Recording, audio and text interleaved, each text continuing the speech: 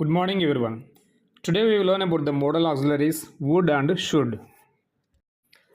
Would అనేది మనం ఎప్పుడు వాడతామంటే హైపోథెటికల్ సిచ్యువేషన్స్లో వాడతాము, పొలైట్ రిక్వెస్ట్స్లో వాడతాము, ఆఫర్స్కి అండ్ పాస్ట్ హ్యాబిట్స్కి వాడతాము.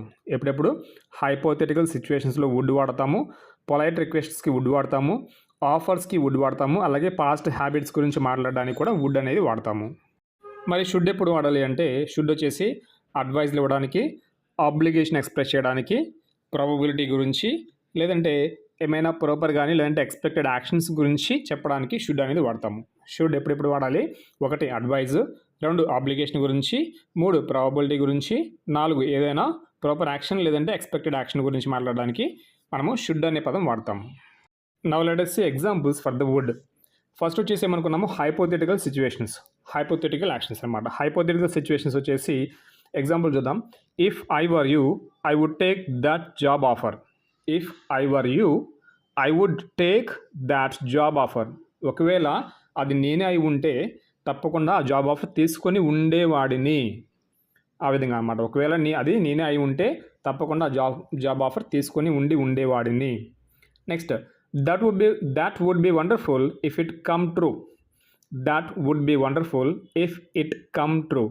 అది చాలా ఆనందంగా చాలా బాగుండేది ఒకవేళ అది నిజమై ఉంటే. ఒకవేళ అది నిజమై ఉంటే చాలా బాగుండేది. సో ఇది అన్రియల్ సినారియోస్, ఇమాజిన్డ్ సిచ్యువేషన్. నిజం కాదు, ఇమాజినేషన్ అనమాట. రియల్ కాదు, అన్రియల్. ఒకవేళ అది నిజమై ఉంటే చాలా బాగుండేది అనేది అన్రియల్, ఇమాజినరీ. ఈ విధంగా హైపోథెటికల్ సిచ్యువేషన్స్ని క్రియేట్ చేయడానికి వుడ్ అనే మనము ఆక్సిలరీ వర్బ్ యూజ్ చేస్తాము. నెక్స్ట్, పొలైట్ రిక్వెస్ట్స్ కూడా వుడ్ అనేది వాడతాం అనమాట. For example, would you please turn down the music. దయచేసి మీరు కొంచెం ఆ మ్యూజిక్ సౌండ్ తగ్గించగలరా అని చెప్పడానికి would you open the window please. Would you open the window please. ఇది కెన్తో కూడా వాడచ్చు అనమాట. Can you please open the window అని కూడా చెప్పొచ్చు. కానీ ఇక్కడ వుడ్ అనేది పొలైట్ రిక్వెస్ట్, మోర్ పొలైట్ అనమాట. So would you open the window please. ఈ విధంగా పొలైట్కి కూడా వాడతాము, పొలైట్ రిక్వెస్ట్స్కి. నెక్స్ట్, ఆఫర్స్ చూడండి. Example, would you like some help with your homework. నీ యొక్క హోంవర్క్ నేను హెల్ప్ చేయనా. Would your daughter like a drink of water. Would your daughter like a drink of water. మీ అమ్మాయి ఒక గ్లాస్ ఆఫ్ వాటర్ తీసుకుంటుందా. ఈ విధంగా ఆఫర్స్ అన్నమాట. తీసుకుంటుందా, హెల్ప్ చేయమంటారా. ఈ విధంగా ఆఫర్స్కి మనం వుడ్ అనే పదము యూజ్ చేస్తాము. నెక్స్ట్ వన్, పాస్ట్ హ్యాబిట్స్కి కూడా వుడ్ అనే పదం యూజ్ చేస్తాము. పాస్ట్ హ్యాబిట్ అంటే repeated actions in the past. Actions that which were repeated in the past. Example, every morning my grandmother would water the flowers. Her flowers. అంటే ప్రతిరోజు morning కూడా my grand mother ఏం చేస్తుందంటే ఫ్లవర్స్కి water ఇస్తూ ఉంటుంది. Water ప్రతిరోజు కూడా. Next, she would always call me on Sundays. తను ఎప్పుడు నాకు కాల్ చేస్తుంది. ఎప్పుడు కాల్ చేస్తుంది? తను ఎప్పుడు కూడా నాకు సండేస్లో కాల్ చేస్తూ ఉండేది అనమాట. సో ఎవ్రీ మార్నింగ్ ఏమో regular action. My grandmother would water her flowers. She would always call me on Sundays. So ఈ విధంగా past repeated actions in the పాస్ట్లో అలా జరుగుతూ ఉండేది. ప్రతిరోజు ఫ్లవర్స్కి వాటర్ ఇస్తూ ఉండేది.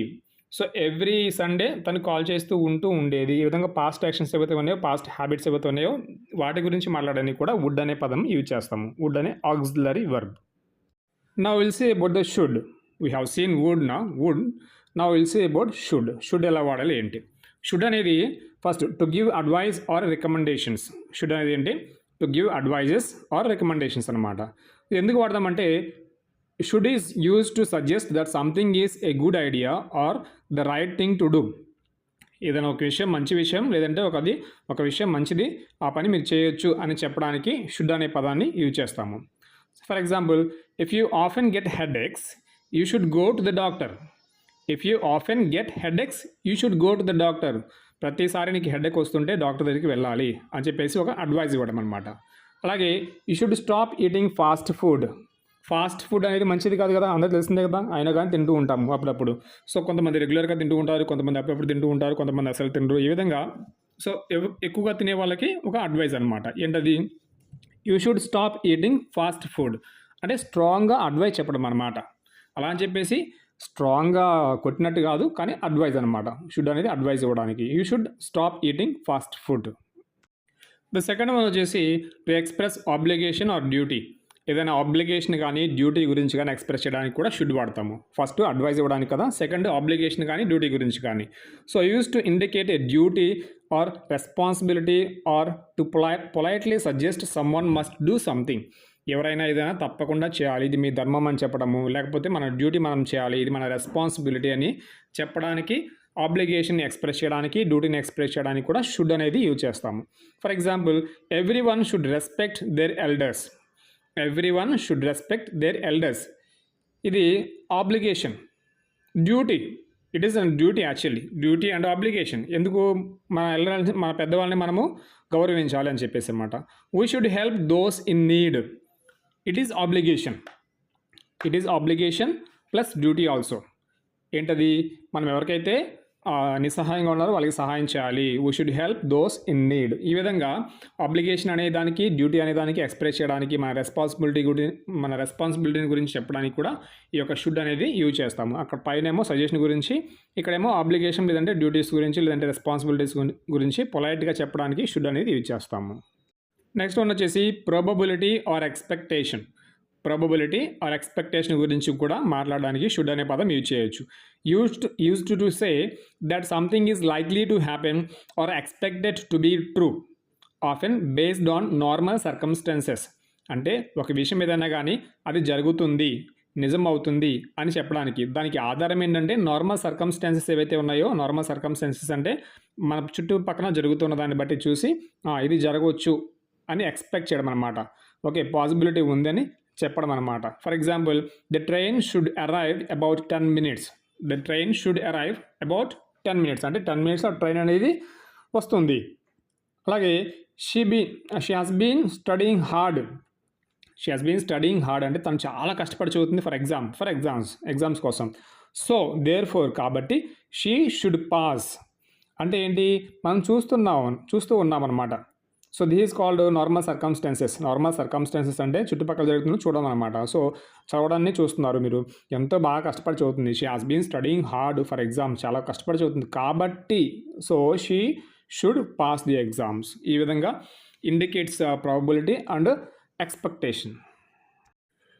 ద నెక్స్ట్ వన్ చూస్తే మనము to denote a proper or expected actions. అంటే ప్రాపర్ లేదంటే ఎక్స్‌పెక్టెడ్ యాక్షన్స్ గురించి మాట్లాడింది కూడా మనము షుడ్ అనేది యూజ్ చేస్తాము.